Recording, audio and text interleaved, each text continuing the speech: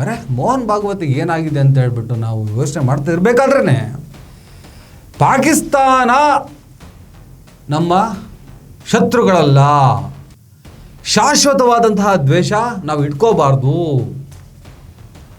ಅವ್ರ ಜೊತೆ ನಾವು ಮಾತುಕತೆ ನಡೆಸಬೇಕು, ಅವ್ರನ್ನ ವಿಶ್ವಾಸಕ್ಕೆ ತಗೋಬೇಕು ಅಂತ ಮಾತಾಡಿದ್ದಾರೆ. When there is some trouble, we have to look after it, and there is a way to look after it. We have to be all for that way. But that is a temporary thing. It comes due to politics. It is not that the Pakistanis are wholeheartedly enemies of Indians. That is not, or Indians are like that. Mohan Bhagwat ಅವರ statement super ಆಗಿದೆ. ಆದರೆ ನಿಮ್ಮ ನಾಲಿಗೆಗೂ ನಿಮ್ಮ ಮಾನಸಿಕತೆಗೂ ಏನಾದರೂ ಸಂಬಂಧ ಇದೆಯಾ? ಇದು ಎರಡೂ ಏನಾದರೂ ಒಂದಾಗ್ಬಿಟ್ರೆ ಇದನ್ನು ತಡೆಯೋರಿಲ್ಲ, ಈ ಯುವಶಕ್ತಿಯನ್ನು ತಡಿಲಿಕ್ಕಾಗೋದಿಲ್ಲ. ಆಗ ನಾವು ವಿಫಲರಾಗ್ಬೋದು, BJP ಸತ್ಯನಾಶ ಆಗೋಗ್ಬೋದು. ಅದೇ ರೀತಿ ನಾವೆಲ್ಲ ಆಗೋಗ್ತೀವೋ ಅನ್ನೋಂತಹ ಒಂದು ಹೆದರಿಕೆ ಇವರಿಗೆ ಬಂದು ಆ ಹೆದರಿಕೆಯಿಂದ ಸಾಫ್ಟ್ ಹಿಂದುತ್ವ ಅನ್ನೋಂಥದ್ದನ್ನು ಮಾತಾಡ್ತಾ ಇದ್ದಾರೆ. ಮೋದಿ ಮಾತನಾಡಿದಂತಹ ಮೌಲ್ವಿ, ಮಸೀದಿ, ಮಂದಿರ, ಮಾಂಗಲ್ಯ, ಮಟನ್ನು, ಹಿಜಾಬು ಇದರ ವಿರುದ್ಧ ಮಾತನಾಡಿದಾಗ ಮೋಹನ್ ಭಾಗವತ್ ಒಂದು ಶಬ್ದ ಮಾತನಾಡಲಿಲ್ಲ. ಅವತ್ತು ಇವರ ನಾಲಿಗೆ ಸೇದ್ಕೊಂಡಿತ್ತ, ಇವ್ರ ನಾಲಿಗೆ ನರಕಕ್ಕೆ ಹೋಗಿತ್ತ. ಇವರು ಅವತ್ತು ಮಾತನಾಡ್ದ ಇದ್ದಂಥವ್ರು ಇವತ್ತು ಯಾಕೆ ಮಾತನಾಡ್ತಿದ್ದಾರೆ ಅಂದ್ರೆ ಇದರ ಹಿಂದೆ ಷಡ್ಯಂತರ. ಹಲೋ ನಮಸ್ಕಾರ ಸ್ನೇಹಿತರೆ. RSS ಮುಖ್ಯಸ್ಥ ಮೋಹನ್ ಭಾಗವತ್ ಇತ್ತೀಚೆಗೆ ಸಿಕ್ಕಾಪಟ್ಟೆ ಸಹಿಷ್ಣುತೆಯ ಬಗ್ಗೆ ಮಾತಾಡ್ತಿದ್ದಾರೆ, ಸಾಮರಸ್ಯದ ಬಗ್ಗೆ ಮಾತಾಡ್ತಿದ್ದಾರೆ. ಜೆನ್ಸಿ ಮೂವ್ಮೆಂಟ್, ಜಂತರ್ ಮಂತರ್ ಹೋರಾಟವನ್ನು BJP ಈ ಕೋಮುವಾದಿಗಳು ಇದು ಷಡ್ಯಂತ್ರದ ಭಾಗ, ವಿದೇಶಿ ಫಂಡು, ಚೀನಾ, ಪಾಕಿಸ್ತಾನ ಅಂತ ಬಾಯಿ ಬಡ್ಕೋತಾ ಇದ್ರು. ಅಂಧ ಭಕ್ತರಂತೂ ಬಿಡಿ, ಅದೊಂದು ರಿಪೇರಿಯೇ ಆಗದ ಮೆದುಳಿನ ಸ್ಥಿತಿಗೆ ಹೋಗಿ ತಲುಪಿಬಿಟ್ಟಿದೆ. ಇಂಥ ಸ್ಥಿತಿಯಲ್ಲಿ ಅಭಿಜಿತ್ ದಿಬ್ಗೆ ಮೇಲೆ ನಡೆದಂತಹ ಕಪ್ಪು ಮಸಿ ದಾಳಿ, ಅದಾದ ಮೇಲೆ ಜಾರ್ಖಂಡ್ನ ರಾಂಚಿಯಲ್ಲಿ ಐಸಾ ಆಲ್ ಇಂಡಿಯಾ ಸ್ಟೂಡೆಂಟ್ಸ್ ಅಸೋಸಿಯೇಷನ್ ಅಧ್ಯಕ್ಷೆ ನೇಹಾ ಬೋರಾ ಮೇಲೆ ಜೈ ಶ್ರೀರಾಮ್ ಅಂಥೇಳಿ ಮಸಿ ಎರಸಿದಂತಹ ಪ್ರಕರಣ, ಇವೆಲ್ಲವನ್ನು ನೋಡ್ತಾ ಇದ್ದಾಗ ನೇಹಾ ಬೋರಾ ಕೂಡ ಒಂದು ಕಡೆ ಸ್ಟೇಟ್ಮೆಂಟ್ ಕೊಡ್ತಾರೆ, ಈ BJP ಮತ್ತು RSS ಗೂಂಡಗಳು ಈ ಕೆಲಸವನ್ನು ಮಾಡ್ತಾ ಇದ್ದಾರೆ. ಆ ಕಡೆ ಮಮತಾ ಬ್ಯಾನರ್ಜಿ ಮೇಲೆ ದಾಳಿ, ಒಂದು ಸೆಕೆಂಡ್ BJP RSS ಗೂಂಡಗಳು ಈ ದಾಳಿನ ಮಾಡ್ತಿದ್ದಾರೆ ಅಂತೇಳಿ, BJP ಮತ್ತು RSS ಗೂಂಡಗಳು ಅಂತೇಳಿ ಜಂತರ್ ಮಂತರಿಂದ ಹಿಡಿದು ಈ ದೇಶದ ಉದ್ದಗಲಕ್ಕೂ ಈ ರೀತಿಯ ಆಗಬಾರದ ಸಂವಿಧಾನ ಬಾಹಿರ ಘಟನೆಗಳು ನಡೆದಾಗ ಎಲ್ಲರೂ ಮಾತಾಡ್ತಾರೆ. ಈ ಹಂತದಲ್ಲಿ RSS ಮುಖ್ಯಸ್ಥ ಮೋಹನ್ ಭಾಗವತ್ ಈ ಜೆನ್ಸಿ ಮೂವ್ಮೆಂಟ್, ಈ ವಿದ್ಯಾರ್ಥಿ ಚಳವಳಿಯ ಒಬ್ಬ ಯುವಕನ ಜೊತೆ ಸಂವಾದ ನಡೆಸ್ತಾರೆ. ಆ ಸಂವಾದದಲ್ಲಿ ಈ ಮೂಮೆಂಟು ಭಾಳ ಚೆನ್ನಾಗಿದೆ ಅಂತಾರೆ. ಜೊತೆಗೆ ಜಂತರ್ ಮಂತರಲ್ಲಿ ಈ ವಿದ್ಯಾರ್ಥಿಗಳ ಮೇಲೆ ನಡೆದಂಥ ಹಲ್ಲೆ ಇದೆಯಲ್ಲ, ಈ ಹಲ್ಲೆ ಆಗಬಾರ್ದಿತ್ತು, ಇದು ತಪ್ಪಿದೋ. ಅರೆ ಮೋಹನ್ ಭಾಗವತಿಗೆ ಏನಾಗಿದೆ ಅಂತ ಹೇಳ್ಬಿಟ್ಟು ನಾವು ಯೋಚನೆ ಮಾಡ್ತಾ ಇರಬೇಕಾದ್ರೇ ಪಾಕಿಸ್ತಾನ ನಮ್ಮ ಶತ್ರುಗಳಲ್ಲ, ಶಾಶ್ವತವಾದಂತಹ ದ್ವೇಷ ನಾವು ಇಟ್ಕೋಬಾರ್ದು, ಅವ್ರ ಜೊತೆ ನಾವು ಮಾತುಕತೆ ನಡೆಸಬೇಕು, ಅವ್ರನ್ನ ವಿಶ್ವಾಸಕ್ಕೆ ತಗೋಬೇಕು ಅಂತ ಮಾತಾಡಿದ್ದಾರೆ. ನಾವು ತಮಾಷೆ ಮಾತಾಡ್ತಿದ್ವಿ. Permanent enmity, permanent hatred is not the solution. When there is some trouble, we have to look after it, and there is a way to look after it. We have to be all for that way. But that is a temporary thing. It comes due to politics. It is not that the Pakistanis are wholeheartedly enemies of Indians. That is not, or Indians are like that. It is not there. ಅಲ್ಲ ಮೋಹನ್ ಭಾಗವತ್ರೆ, ನೀವು ಹೀಗೆ ಮಾತಾಡ್ತಾ ಹೋದರೆ ಈ ಅಂಧ ಭಕ್ತ ಹಗ್ಗ ಹುಡುಕ್ತಾ ಇದ್ದಾನೆ ಅಂತ. ಹಗ್ಗ ಹುಡುಕ್ತಾ ಇದ್ದಾನೆ ಅಂಧ ಭಕ್ತ, ಈಗೇನು ಹಾಕೊಳ್ಳೇಬೇಕು, ನೀವು ಹೀಗೆ ನಡು ನೀರಲ್ಲಿ ಕೈ ಬಿಟ್ಬಿಟ್ರೆ.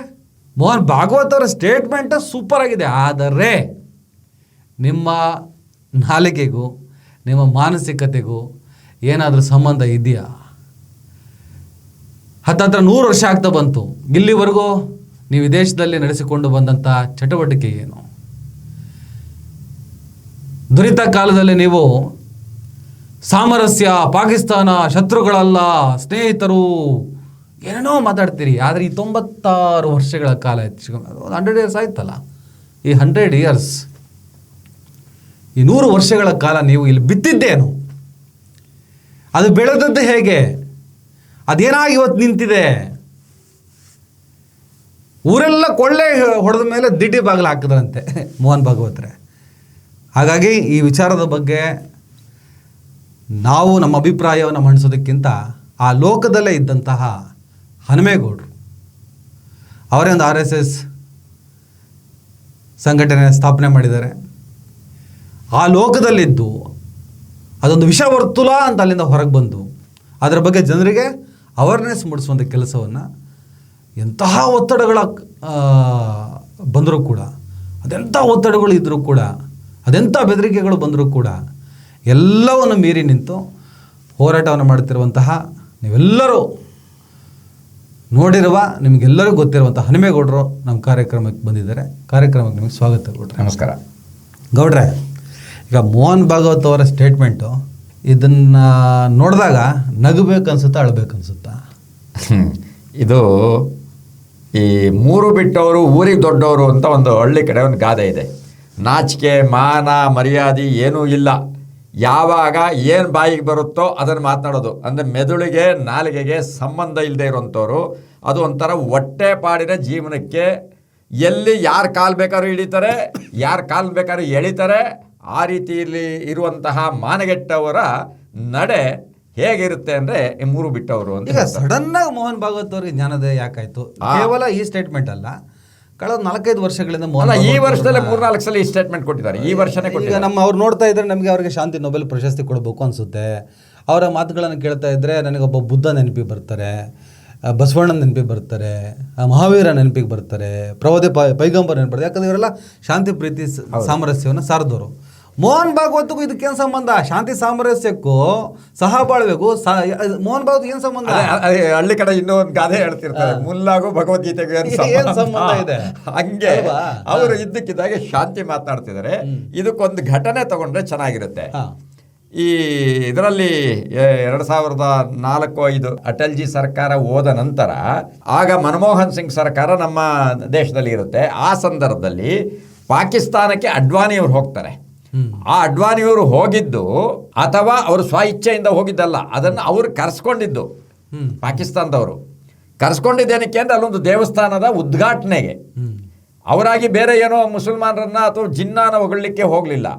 ಆ ಹೋದಂಥ ಸಂದರ್ಭದಲ್ಲಿ ಅವರು ಜಿನ್ನಾ ಬಗ್ಗೆ ಹೊಗಳ್ತಾರೆ. ಹೇಗೆ ನಮ್ಮಲ್ಲಿ ಗಾಂಧಿಗೆ ನಮನ ಮಾಡ್ತಾರೆ, ಆ ರೀತಿಯಲ್ಲಿ ನಮನ ಸಲ್ಲಿಸಿ ಅಲ್ಲಿ ಮಾತನಾಡಿದ್ದಕ್ಕೋಸ್ಕರ ಇಡೀ ಸಂಘ ಪರಿವಾರ ಅವ್ರನ್ನ ಒಂದು ರೀತಿ ಹಿಂದೂ ದ್ವೇಷಿಯಂತೆ, ಹಿಂದೂ ವಿರೋಧಿಯಂತೆ ಬಿಂಬಿಸ್ತಾರೆ. ಸಂಘದ ಇದೇ ಹಿರಿಯರು, ನಾನಿನ್ನು ಅವಾಗ ಸಂಘದ ಒಳಗಡೆ ತುಂಬ ಸಕ್ರಿಯವಾಗಿದ್ದೆ. ಆ ಸಂದರ್ಭದಲ್ಲಿ ನಾನು ಹೇಳ್ತೀನಿ, ನಾನು ಒಂದು ವಿಶ್ಲೇಷಣೆಯನ್ನು ಕೊಡ್ತೀನಿ. ಯಾಕೆ ಅಡ್ವಾಣಿಯವ್ರನ್ನ ವಿರೋಧ ಮಾಡಬೇಕು? ನಮ್ಮ ಕಲ್ಪನೆ ಇರುವಂಥದ್ದು ಅಖಂಡ ಭಾರತ. ಹೌದು, ಅಖಂಡ ಭಾರತ ಇದ್ದಾಗ ಇರುವ ದೇಶ ಅಂದರೆ ಸಾರ್ಕ್ನಲ್ಲಿ ಇರುವಂಥದ್ದು ಈ ಅಖಂಡ ಭಾರತದ ನಮ್ಮ ಕಲ್ಪನೆ. ಸಾರ್ಕ್ ಏನಿದಾವಲ್ಲ ಸುತ್ತಲೂ, ನಮ್ಮ ದೇಶದ ಸುತ್ತಲೂ ಪಾಕಿಸ್ತಾನ, ಅಫ್ಘಾನಿಸ್ತಾನ, ನೇಪಾಳ, ಶ್ರೀಲಂಕಾ, ಬರ್ಮಾ, ಮ್ಯಾನ್ಮಾರ್ ಇವೆಲ್ಲ ಎಲ್ಲ ಸೇರಿ ಅಖಂಡ ಭಾರತ. ಬಾಂಗ್ಲಾದೇಶ ಇದಿಷ್ಟು ಸೇರಿ ಅಂದ್ರೆ ಸಾರ್ಕ್ ನಲ್ಲಿರುವಂತ ಎಲ್ಲಾ ದೇಶಗಳ ಪೈಕಿ ಭಾರತ ದೊಡ್ಡದು. ನೆಕ್ಸ್ಟ್ ನೋಡಿದ್ರೆ ಪಾಕಿಸ್ತಾನ. ಇವರಿಬ್ರು ಸರಿಯಾದ್ರೆ, ಇವರಿಬ್ರು ಒಂದಾದ್ರೆ ಇಡೀ ಅಖಂಡ ಭಾರತಕ್ಕೆ ಸುಲಭ ಆಗ್ಬಹುದು ಅನ್ನುವಂತ ದೃಷ್ಟಿಯಿಂದ ಅವ್ರೇನಾದ್ರೂ ಮುಂದಾಲೋಚನೆಯಿಂದ ಹೇಳಿರಬಹುದಾ ಅಂದ್ರೆ, ಯೋಗ್ಯ ನಿನಗೆ ಗೊತ್ತೇ ಇಲ್ಲ ಅನ್ನೋ ರೀತಿಯಲ್ಲಿ ನನಗೆ ಮಾತನಾಡಿದ್ರು. ಆದರೆ ಅವರು ಮಾತನಾಡಿದ್ದು ತಪ್ಪು, ಅವರು ಸ್ನೇಹ ಮಾಡಿದ್ದು ತಪ್ಪು.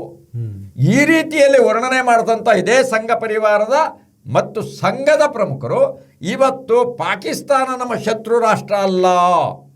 ಹಾಗಿದ್ರೆ ಏನಪ್ಪ? ಇದೇ ಸಂದರ್ಭದಲ್ಲಿ ನಮ್ಮ ರಾಜ್ಯದ ಇಬ್ಬರು 2 ಮಾತುಗಳನ್ನು ಹೇಳ್ತಾರೆ. ಅವರು ನಮ್ಮ ಬ್ರದರ್ಸ್ ರೀ ಅಂತ DK ಹೇಳ್ತಾರೆ.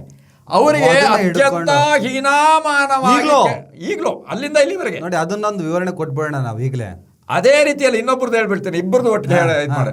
ಅದೇ ರೀತಿಯಲ್ಲಿ BK ಹರಿಪ್ರಸಾದ್ ಪಾಕಿಸ್ತಾನದ ನಮ್ಮ ಸ್ನೇಹಿತರು ಅಥವಾ ನಮ್ಮ ಸೋದರರು ಅಂತ ಹೇಳಿದ್ದಕ್ಕೆ ಅವ್ರ ಬಗ್ಗೆ ಸೆಷನ್ನಲ್ಲಿ ಅತ್ಯಂತ ಕೆಟ್ಟದಾಗಿ ಮಾತನಾಡ್ತಾರೆ. ಫ್ಯಾಕ್ಟ್ ನೋಡಿ, ಫ್ಯಾಕ್ಟ್ ಅರ್ಥ ಮಾಡಿಕೊಳ್ಳಿ. BK ಹರಿಪ್ರಸಾದ್ ಹೇಳಿದ ಮಾತು, ಮೋಹನ್ ಭಾಗವತ್ ಅವ್ರಿಗೆ ಹೇಳ್ತಿರೋ ಮಾತು ಸರಿ ಇದೆ. ಶಾಶ್ವತವಾಗಿ ಯಾರ ಶತ್ರುತ್ವವೂ ಬೇಡ, ಕರೆಕ್ಟಾಗೇ ಇದೆ. ಅದೇ ಹರಿಪ್ರಸಾದ್ ಈ ಮಾತನ್ನು ಹೇಳಿದಾಗ ಅವರು ಆ ಮಾತನ್ನು ಹೇಳೋದಕ್ಕೆ ಅರ್ಹರಿದ್ದಾರೆ. ಅವ್ರಿಗೆ ಯೋಗ್ಯತೆ ಇದೆ ಮತ್ತು ಅವರ ಸಿದ್ಧಾಂತ ಮಾನವೀಯತೆಯನ್ನು ಪ್ರತಿಪಾದಿಸಿಕೊಂಡು ಬಂದಂಥ ರೀತಿ ರಿವಾಜುಗಳನ್ನು ನೋಡಿದಾಗ ಇಟ್ಸ್ ರೈಟ್. ಹರಿಪ್ರಸಾದ್ ಮಾತಾಡ್ಬೋದ್ರಿ ಇದನ್ನು. ಆದರೆ ಪಾಕಿಸ್ತಾನ, ಬಾಂಗ್ಲಾದೇಶ, ಹಿಂದೂ ಮುಸ್ಲಿಂ ಅನ್ನುವಂತಹ ಅಜೆಂಡವನ್ನೇ ಸಂಘಟನೆ ಮಾಡಿಕೊಂಡು ಬಂದಂಥ ವ್ಯಕ್ತಿಗಳು ಅವರೆಲ್ಲ ಕೊಳ್ಳೆ ಹೋದ ಮೇಲೆ ದಿಡ್ಡಿ ಬಾಗಿಲು ಹಾಕಿದ್ರಂದಂಗೆ ಎಲ್ಲರನ್ನು ಹಾಳು ಮಾಡಿದ ಮೇಲೆ ನಾನೊಬ್ಬ ಭಾಳ ಒಳ್ಳೆ ಮನುಷ್ಯ ಅಂತ ನಾಟಕ ಮಾಡೋದು ಇದನ್ನು ಒಪ್ಪಲ್ಲ. ಆಮೇಲೆ ನಮ್ಮ ಡಿ ಕೆ ಶಿವಕುಮಾರ್ ಅವರು ಒಂದು ಮಾತನ್ನು ಹೇಳ್ತಾರೆ, ಬ್ರದರ್ಸ್ ಮುಸಲ್ಮಾನರು ಬೇರೆ ಅಲ್ಲ, ನಮ್ಮ ಅಣ್ಣ ತಮ್ಮಂದ್ರು ಅಂತಾರೆ. ಅದನ್ನ ಏನು ಮಾಡ್ತಾರೆ ಇವರು, ಅದನ್ನು ಬೇರೆ ಬೇರೆ ರೀತಿಯಲ್ಲಿ ಟ್ರೋಲ್ ಮಾಡ್ತಾರೆ. ಯಾವುದಾದೊಂದು ಟೆರರಿಸಮ್ ಆ್ಯಕ್ಟಿವಿಟೀಸ್ ಆಗಲಿ ಬ್ರದರ್ಸ್ ಅಂತ ಹೇಳಿದ್ರು ನೋಡಿ, ಡಿ ಕೆ ಬ್ರದರ್ಸು, ಕಾಂಗ್ರೆಸ್ನವ್ರ ಬ್ರದರ್ಸ್ ನೋಡಿ ಎಂಥ ಕೆಲಸ ಮಾಡ್ತಿದ್ದಾರೆ ಅಂತೇಳಿ. ಅವ್ರು ಹೇಳಿದ್ದು ಅವತ್ತು ಬ್ರದರ್ಸ್ ಅಂತ ಯಾವ ವಿಚಾರದಲ್ಲಿ ಹೇಳಿ,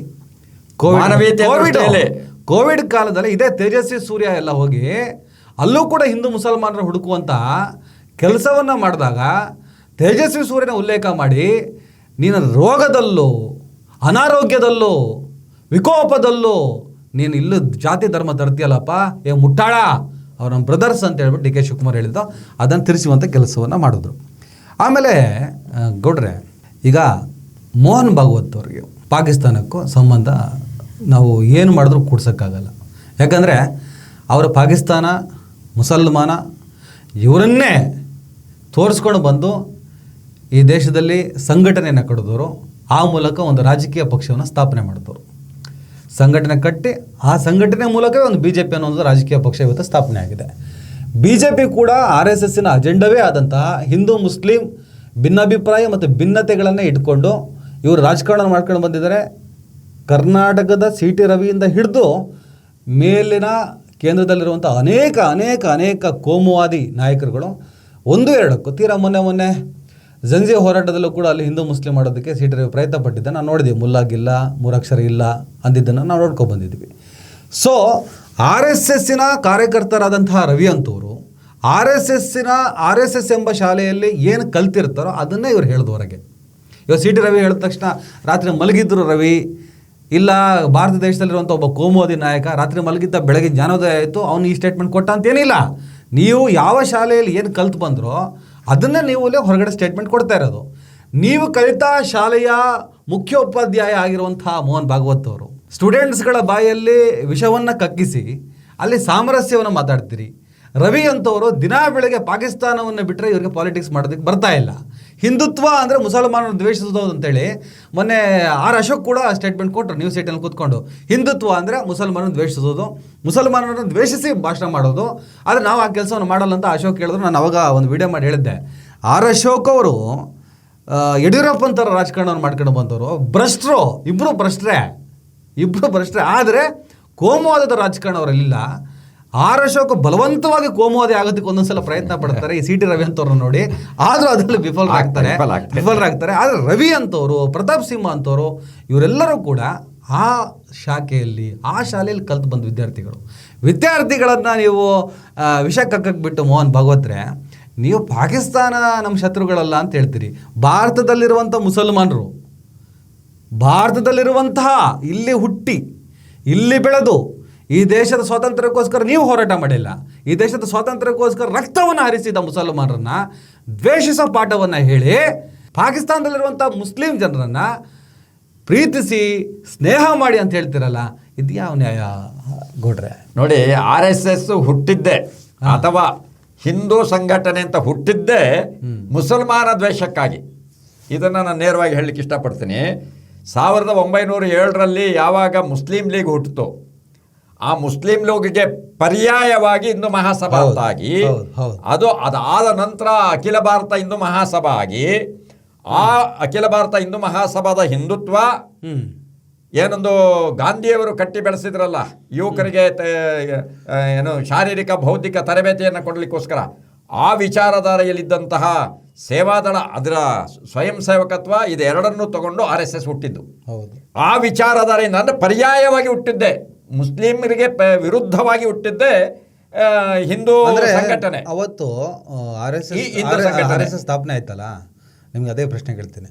ಮುಸ್ಲಿಂ ಲೀಗಿಗೆ ಪರ್ಯಾಯವಾಗಿ ಸ್ಥಾಪನೆ, ಹೌದೌದು, ಹಿಂದುತ್ವ ಅವತ್ತು ಅಂದರೆ ಅವ್ರಿಗೆ ಏನು ಆತಂಕ ಇತ್ತು? ಮುಸ್ಲಿಂ ಲೀಗ್ ಅಂದರೆ ಮುಸ್ಲಿಮ್ಸ್ ಡಾಮಿನೇಟ್ ಆಗುತ್ತೆ, ಅಥವಾ ಅವ್ರೇನಾದ್ರು ನಮ್ಮ ಅಲ್ಲ, ಅವರು ಪ್ರತ್ಯೇಕವಾಗಿ ಯಾವಾಗ ಸಂಘಟನೆ ಹೋರಾಟ ಶುರು ಮಾಡಿದ್ರು ಆಗ ಇವರು ನಾವು ಒಂದು ಶಕ್ತಿಯನ್ನು ತೋರಿಸ್ಬೇಕು ನಮ್ದು ಅನ್ನುವಂಥದಕ್ಕೋಸ್ಕರ ಸಂಘಟನೆ ಹುಟ್ಟಾಕೊಂಡು ಅದಾದ ನಂತರ ಅಲ್ಲಿಂದನೇ ಶುರುವಾಗುತ್ತೆ ಪಾಕಿಸ್ತಾನ ಮತ್ತೆ ಹಿಂದೂಸ್ತಾನದ ದ್ವಿರಾಷ್ಟ್ರ ಸಿದ್ಧಾಂತ. ಅದನ್ನು ಶುರು ಮಾಡಿದವರೇ ಹಿಂದೂ ಮಹಾಸಭಾ. ಇದೇ ಕಾರಣಕ್ಕೆ ನಾನು ನೇರ ಮುಂದಕ್ಕೆ ಬಂದ್ಬಿಡ್ತೀನಿ, ತುಂಬಾ ಸಮಯ ಎಳೆಯೋದು ಬೇಡ ಅಂತ ಹೇಳಿ. 1900 ಇದರಲ್ಲಿ ಏನು ಸ್ವತಂತ್ರ ಆ ಸಂದರ್ಭದಲ್ಲಿ ಬರೋದಕ್ಕೆ ಸಂದರ್ಭದಲ್ಲಿ ಬಾಂಗ್ಲಾದಲ್ಲಿದ್ದಂತಹ ಏನೊಂದು ಸರ್ಕಾರ ಇರ್ತದೆ. ಆ ಸರ್ಕಾರದಲ್ಲಿ ಏನೊಂದು ಮುಸ್ಲಿಂ ಲೀಗ್ ಜೊತೆಯಲ್ಲಿ ಇವರು ಮಂತ್ರಿ ಆಗಿರ್ತಾರೆ, ಅಲಯನ್ಸ್ ಮಾಡಿಕೊಂಡು. ಯಾರು? ಶ್ಯಾಮ್ ಪ್ರಸಾದ್. ಆಗ ಅವ್ರು ಹೇಳ್ತಾರೆ ಈ ದೇಶದಲ್ಲಿ ಎರಡು ಅಂದರೆ 1942 ಆ ಸಂದರ್ಭದಲ್ಲಿ ಏನು ಕ್ವಿಟ್ ಇಂಡಿಯಾ ಚಳುವಳಿ ಮೂವ್ಮೆಂಟ್ ಆಗುತ್ತೆ, ಆ ಸಂದರ್ಭದಲ್ಲಿ ಈ ಇದಕ್ಕೆ ನೀವು ಏನು ಕಾಂಗ್ರೆಸ್ನವರು ಹೋರಾಟ ಮಾಡ್ತಿದ್ದಾರೆ ಸ್ವಾತಂತ್ರ್ಯ ಹೋರಾಟದಕ್ಕೆ, ಅದಕ್ಕೆ ನೀವು ಸರಿಯಾದ ಸಹಕಾರ ಕೊಡಬೇಡಿ, ಅವಕಾಶ ಕೊಡಬೇಡಿ, ಅವ್ರಿಗೆ ಎತ್ತಿಗಟ್ಟಿ ಅಂತ ಹೇಳಿ ವೈಸ್ರಾಯಿಗೆ ಪತ್ರ ಬರೀತಾರೆ. ಅಂದರೆ ಆ ವೈಸ್ರಾಯಿಗೆ ಪತ್ರ ಬರೆದು ಮುಸ್ಲಿಮರಿಗರು ಬೇರೆ, ಹಿಂದುತ್ವದೇ ಬೇರೆ, ಕಾಂಗ್ರೆಸ್ ನಿಜವಾದ ಹೋರಾಟಗಾರರ ಅಲ್ಲ ಅನ್ನುವಂಥ ಬಿಂಬಿಸುವಂತಹ ನೀಚ ಕೆಲಸವನ್ನ ಮಾಡುತ್ತಾ ಅದರ ಮುಂದುವರೆದ ಭಾಗವೇ ಪಾಕಿಸ್ತಾನ ಹಿಂದೂಸ್ತಾನ ಆಗಿದ್ದು. ಇಂತಹ ಮಾನಸಿಕ ರೋಗಿ, ಹಿಂದುತ್ವದ ಮಾನಸಿಕ ರೋಗಿ ಶ್ಯಾಮ್ ಪ್ರಸಾದ್ ಮುಖರ್ಜಿ ಅವರು ಹುಟ್ಟಿ ಹಾಕಿದ್ದೇ ಜನಸಂಘ, ಅದರ ಮುಂದುವರೆದ ಭಾಗವೇ ಬಿಜೆಪಿ. ಅಂದರೆ ಒಂದು ಕಡೆ ಸಂಘಟಿತ ಶಕ್ತಿ, ಇನ್ನೊಂದು ರಾಜಕೀಯ ಶಕ್ತಿ. ಇವೆರಡೂ ಕೂಡ ಈ ದೇಶದ ಏನು ಯುವ ಪಡೆಯನ್ನು, ಯುವಕರ ದಿಕ್ಕು ತಪ್ಪಿಸಿರುವಂತಹ, ಹಿಂದುತ್ವದ ಅಮಲೇರಿಸಿದಂತಹ ಒಂದು ನೀಚ ಸಂಸ್ಕೃತಿ ಬೆಳೆಸಿ ಬಂದಿದ್ದು ಅವತ್ತಿನಿಂದ ಇವತ್ತಿನವರೆಗೆ 100 ವರ್ಷಗಳು ಕಾಲ ಮಾಡಿದ್ದು ಇವರಿದ್ದಾರೆ. ಅದು ಹೆಜ್ಜೆ ಹೆಜ್ಜೆಗೆ ಕಾಣ್ತಾ ಬಂತು. ಎಲ್ಲಿವರೆಗೆ ಅಂದರೆ ಸಂವಿಧಾನವನ್ನು ಹಿಡಿದು ಪ್ರತಿಜ್ಞೆ ಮಾಡಿ ಆ ಪ್ರತಿಜ್ಞೆ ಅಡಿಯಲ್ಲಿ ದೇಶದ ಆಡಳಿತದ ಚುಕ್ಕಾಣಿಯನ್ನು 2 ಸಲ ಹಿಡಿದಂತಹ ಪ್ರಧಾನಿ ಮೋದಿ ಭಾಷಣ ಹೇಳ್ತಾರೆ, ಮಂದಿರ, ಮಸೀದಿ, ಮೌಲ್ವಿ, ಮಾಂಗಲ್ಯ, ಇದನ್ನ ಮಠನ್ನು ಇದೆಲ್ಲವನ್ನು ಹೇಳಿ ಹಿಂದುತ್ವದ ಮತಗಳಿಕೆಗಾಗಿ ಒಂದು ನೀಚ ಮನಸ್ಥಿತಿಗೆ ಹೋದಂತಹ ಒಬ್ಬ ವ್ಯಕ್ತಿ. ಇಂತಹ ಸಂಘಟನೆಯ ನಾಯಕರು ಇವತ್ತು ಭಾರತ ಮತ್ತೆ ಪಾಕಿಸ್ತಾನ, ಹಿಂದೂ ಮತ್ತೆ ಮುಸಲ್ಮಾನರು ಸ್ನೇಹ, ಮನುಷ್ಯತ್ವ, ಮಾನವೀಯತೆ ಅಂತ ಏನಾದರೂ ಮಾತನಾಡಿದರೆ ಆ ಶಬ್ದಗಳಿಗಿರುವಂಥ ಅರ್ಥವೇ ಸತ್ತು ಹೋಗುತ್ತೆ. ಅದೇ ಹೇಳಿದೆ ನಾನು, ಅದೇ ಸತ್ತು ಹೋಗುತ್ತೆ. ಈಗ ಭೂತದ ಬಾಯಲ್ಲೇ ಭಗವದ್ಗೀತೆ, ಊರು ಕೊಳ್ಳೆ ಹೊಡೆದ್ಮೇಲೆ ದಿಡ್ಡಿ ಬಾಗಿಲಾಗ್ತದೆ ಅಂದರೆ ಅದೇನು ಬೇಕಾಗಿಲ್ಲ. ಈಗ ಮೋಹನ್ ಭಾಗವತರು ಆಯಿತು, ಸರಿಯಪ್ಪ, ಮೋಹನ್ ಭಾಗವತ್ ಅವರಿಗೆ ವಯಸ್ಸಾಯಿತು, ದುರಿತ ಕಾಲ, ಇಳಿ ವಯಸ್ಸು, ಅವ್ರಿಗೂ ಕೂಡ ನಾಳೆ ಒಂದಿಷ್ಟು ಆನ್ಸರ್ ಮಾಡಬೇಕಾಗತ್ತೆ. ಏನು ಮಾಡಿ ಬಂದೆ ನೀನು ಅಥವಾ ಏನು ಮಾಡಿ ಹೋದೆ ನೀನು ಅನ್ನುವಂಥ ಇತಿಹಾಸಗಳಲ್ಲಿ ಉತ್ತರದಾಯಿ ಕೂಡ ಮೋಹನ್ ಭಾಗವತ್ ಇದ್ದ ಮರೆ ಅದೇನು ಬೇಕಾರಾಗಲಿ ಕೊನೆಯ ಹಂತದಲ್ಲಿ ಒಳ್ಳೆ ಮನುಷ್ಯ ಆದ ಅಂಥೇಳಿ. ಈಗ ಮಹೇಂದ್ರ ಕುಮಾರ್ ಅಂತವರೆಲ್ಲ ನಾವೆಲ್ಲ ನೋಡ್ಕೊಂಡು ಬಂದಿದ್ದೀವಿ. ಅವರೆಲ್ಲ ಅದು ಕೂಡ ಇದೇ ಶಾಖೆ ಮತ್ತು ಇದೇ ಶಾಲೆಯಲ್ಲಿ ಓದಿ ಅಲ್ಲೇ ಕಲಿತು ಚರ್ಚಿಗೆ ಕಲ್ಲು ಹೊಡೆಯೋದು ಹೆಂಗೆ, ಮಸೀದಿಗೆ ಕಲ್ಲು ಹೊಡೆಯೋದು ಹೆಂಗೆ, ಇದನ್ನೆಲ್ಲ ಪ್ರಯೋಗವನ್ನು ಮಾಡಿ ಜೈಲು ಕಂಡು ಬಂದವರು. ಅದಾದ ಮೇಲೆ ಅವ್ರಿಗೂ ಜ್ಞಾನೋದಯ ಆಗಿ ಇಲ್ಲಪ್ಪ ಆ RSS ಅನ್ನೋ ಲೋಕ ಭಾಳ ಕೆಟ್ಟದಾಗಿದೆ, ಅಲ್ಲಿ ಇದ್ದರೆ ಈ ದೇಶ ಸರ್ವನಾಶ ಆಗ್ತದೆ ಅನ್ನುವಂಥ ಅರಿವು ಬಂದು ಅಲ್ಲಿಂದ ಹೊರಗೆ ಬಂದು ನಮಗೆಲ್ಲ ನಾವೆಲ್ಲ RSSಲ್ಲಿ ಇದ್ದೋರಲ್ಲ, ಆದರೆ ನಮಗೆ ಅಲ್ಲಿ ಏನಾಗ್ತದೆ ಅನ್ನೋದನ್ನು ನಮ್ಮಲ್ಲಿ ಅರಿವು ಮೂಡಿಸಿ ಸಮಾಜದಲ್ಲಿ ಜಾಗೃತಿ ಮೂಡಿಸುವಂಥ ಕೆಲಸವನ್ನು ಮಾಡಿದ್ರು. ಇವತ್ತು ಅದೇ RSSನಲ್ಲೇ ಇದ್ದುಕೊಂಡೇ ಮೋಹನ್ ಭಾಗವತ್ ಅವರಿಗೆ ಸರಿ ಇಲ್ಲಪ್ಪ, ನಾವು ಇಲ್ಲಿವರೆಗೆ ಏನು ನಡ್ಸ್ಕೊಂಡು ಬಂದಿರೋ ಸಂಘಟನೆ, ಹನುಮೇಗೌಡರು ಹೇಳ್ತಾ ಇದ್ದ ಹಾಗೆ ಈ ದೇಶದ ಅನೇಕರು RSS ವಿರೋಧಿಗಳು ಈ ಸಂಘಟನೆ ಬಗ್ಗೆ ಏನು ಅಭಿಪ್ರಾಯವನ್ನು ಇಟ್ಕೊಂಡಿದ್ರು. ಆಮೇಲೆ ನಮ್ಮ ಮನುಸ್ಮೃತಿ, ಗೋಲ್ವಾಲ್ಕರ್, ಹೆಗ್ಡೆವಾರ್ ಅವರ ಅಜೆಂಡಾ ಮತ್ತು ಪ್ರೊಪಗಂಡ ಅದೆಲ್ಲದೂ ಕೂಡ ಈ ದೇಶದ ಒಕ್ಕೂಟ ವ್ಯವಸ್ಥೆಗೆ ಮಾರಕ ಅಂತ ಪಾಪ ಅಲ್ಲಿದ್ದು ಹೊರಗೆ ಬರೋಕ್ಕಾಗದೆ ಹಾಗನ್ನಿಸಿ ಅವರೇನಾದರೂ ಮಾತಾಡ್ತಾ ಇರ್ಬೋದು. ಆದರೆ ಅವರ ಬಿತ್ತಿದ ವಿಷ ಬೀಜ ಅದು ಹೆಮ್ಮರವಾಗಿ ಬೆಳೆದಿದೆ. ಇವತ್ತು ಆ ಸಂಘಟನೆ ಸಾಮಾಜಿಕವಾಗಿಯೂ, ಆರ್ಥಿಕವಾಗಿಯೂ, ಶೈಕ್ಷಣಿಕವಾಗಿಯೂ ಎಲ್ಲ ಕ್ಷೇತ್ರಗಳಲ್ಲೂ ತುಂಬ ಬಲಿಷ್ಠವಾಗಿದೆ.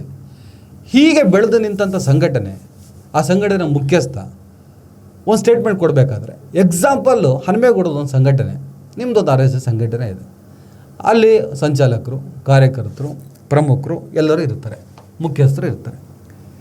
ಒಂದು ಸ್ಟೇಟ್ಮೆಂಟು ಹನುಮೇಗೌಡರು ಸಾರ್ವಜನಿಕವಾಗಿ ಕೊಡಬೇಕು ಅಂದರೆ ಆ ಸಂಘಟನೆಯ ಒಂದು ಮೀಟಿಂಗಿನ ಭಾಗವೇ ಆಗಿರ್ತದೆ. ಅದು 4 ಕೋಣೆ ಮಧ್ಯೆ ಏನು ಚರ್ಚೆಗಳನ್ನು ಮಾಡ್ತಿರೋ ಅದನ್ನೇ ನೀವು ಹೊರಗೆ ಬಂದು ಹೇಳಬೇಕು. ಅದು ಸಾರ್ವಜನಿಕವಾಗಿ ಪಬ್ಲಿಕ್ಕಾಗಿ ಹೇಳಬೇಕು ಅಂದರೆ ಭಾಳ ದೊಡ್ಡ ವಿಷಯ. ಒಂದು ಕಡೆ ಜಂತರ ಮಂತರ ಹೋರಾಟ, ವಿದ್ಯಾರ್ಥಿ ಚಳವಳಿಯನ್ನು ಅನುಮಾನಿಸಿ, ಅವರನ್ನು ಧಿಕ್ಕರಿಸಿ, ಅವರನ್ನು ಹೊಡೆದು ಬಡಿದು ರಕ್ತ ಹರಿಸಿ BJP ಆಡಳಿತ ನಡೆಸ್ತಾ ಇದೆ. ಇನ್ನೊಂದು ಕಡೆ BJPಯನ್ನು ಹುಟ್ಟು ಹಾಕಿದ RSS ಅದರ ಮುಖ್ಯಸ್ಥ ಆ ವಿದ್ಯಾರ್ಥಿಗಳ ಪರ ನಿಲ್ತಾ ಇದ್ದಾರೆ. ನನಗೆ ಇವೆಲ್ಲ ನೋಡ್ತಾ ಇದ್ದಾಗ ಒಂದು ಕಡೆ ಪಾಕಿಸ್ತಾನವನ್ನು ಬಿಟ್ಟು BJP ರಾಜಕೀಯ ಪಕ್ಷ ಆಡಳಿತವನ್ನು ಮಾಡ್ತಾ ಇಲ್ಲ, ಅಧಿಕಾರವನ್ನು ಅನುಭವಿಸ್ತಾ ಇಲ್ಲ. ಅವ್ರಿಗೆ ಪಾಕಿಸ್ತಾನ, ಬಾಂಗ್ಲಾದೇಶ, ಅಫ್ಘಾನಿಸ್ತಾನ, ಅಖಂಡ ಭಾರತ ಅನ್ನುವಂಥ ಒಂದು ನಾನ್ಸೆನ್ಸ್ ಕಾಮಿಡಿಗಳಿದ್ದಾವೆ. ಸಾಬ್ರೆಲ್ಲ ಇರೋ ಸಾಬ್ರನ್ನೇ ನೀವು ಓಡಿಸ್ಬೇಕು ಅಂತ ಹೇಳ್ತೀರಾ. ಎಲ್ಲ ಸಾಬ್ರನ್ನ ಸೇರಿಸಿ ಹೆಂಗ್ರೋ ಅಖಂಡ ಭಾರತ ಆಗುತ್ತೆ, ಸಾಬ್ರ ದೇಶ ಆಗುತ್ತಲ್ವ ಅಂತೇಳಿ ನಾವು ಮಾತಾಡ್ಕೊಂಡು ಬಂದಿದ್ದೀವಿ. ಆ ತಮಾಷೆನ ಬದಿಗಿಡೋಣ, ಸದ್ಯಕ್ಕೆ ಆ ತಮಾಷೆ ಬೇಡ.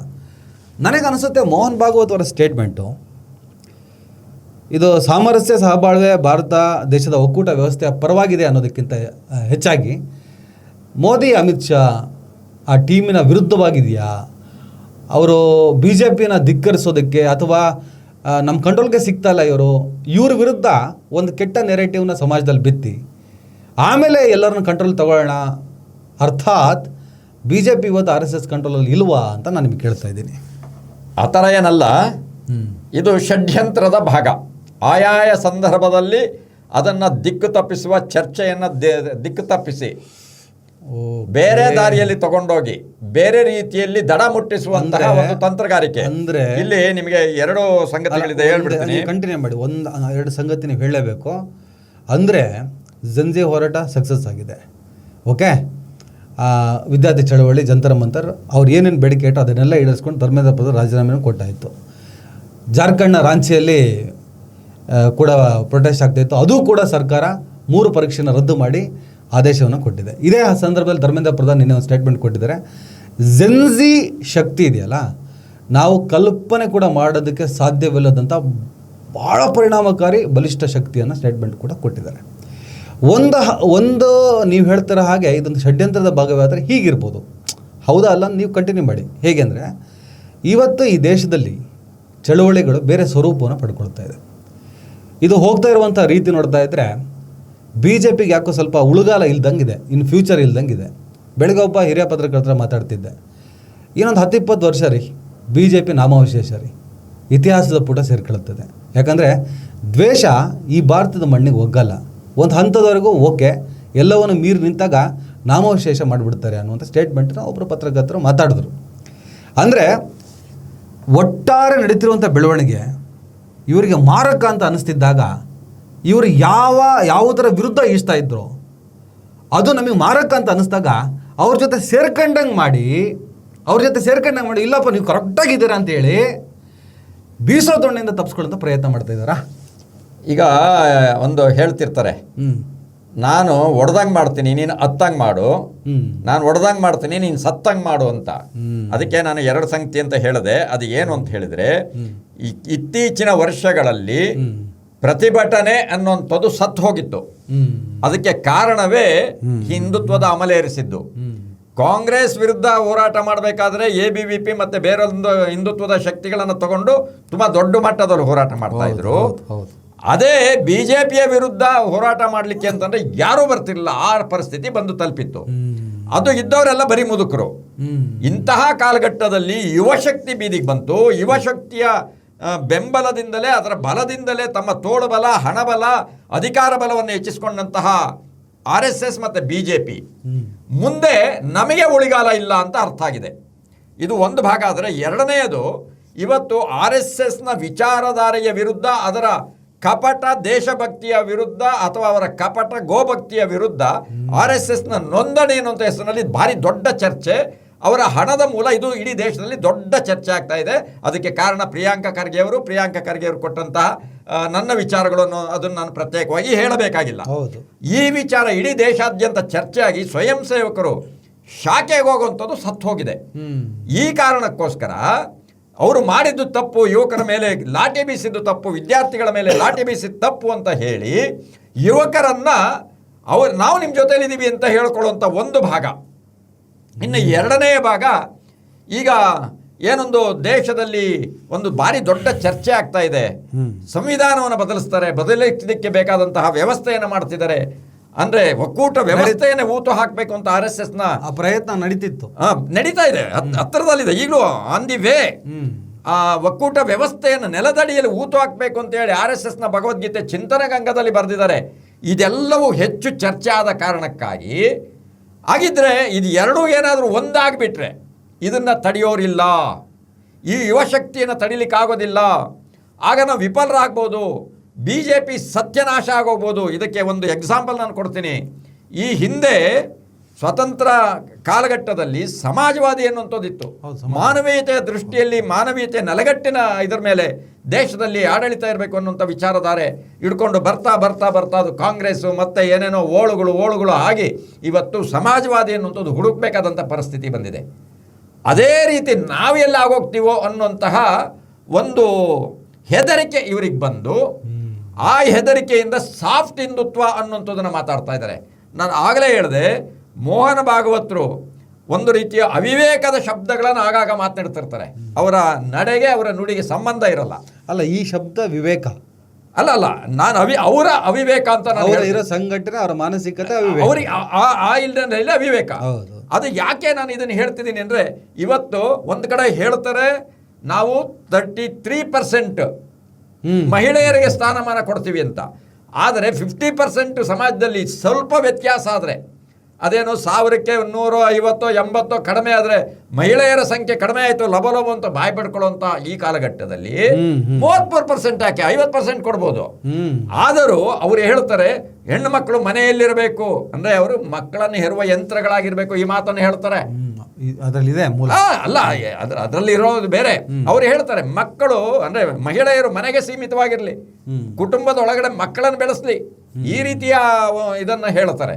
ಅಂದ್ರೆ ಒಂದು ಕಡೆ ಮಹಿಳಾ ವಿರೋಧಿಯಾಗಿರುವಂತಹ, ಇನ್ನೊಂದು ಕಡೆ ಸಂವಿಧಾನ ವಿರೋಧಿಯಾಗಿರುವಂತಹ ಇವರು ಸ್ನೇಹ ಭ್ರಾತೃತ್ವ ಅನ್ನುವಂಥದ್ದಕ್ಕೆ ತದ್ವಿರುದ್ಧವಾಗಿರುವಂತಹ ಕಾಲಘಟ್ಟದಲ್ಲಿ ಎರಡನೇದು ಇನ್ನೊಂದು ಅತ್ಯಂತ ಮುಖ್ಯವಾಗಿ ಇನ್ನೆರಡು ಶಬ್ದ ನಾನು ಉಲ್ಲೇಖ ಮಾಡ್ತೀನಿ.